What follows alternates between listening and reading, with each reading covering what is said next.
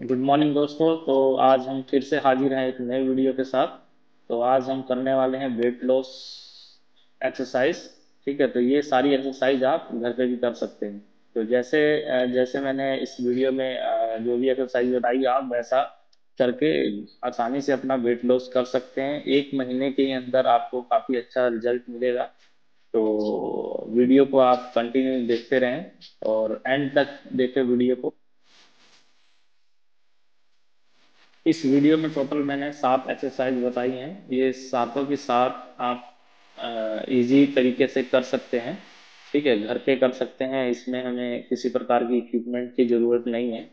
तो बिल्कुल वीडियो को लास्ट तक देखें ताकि आपको आसानी से सारी एक्सरसाइज समझ आ सके। ठीक है।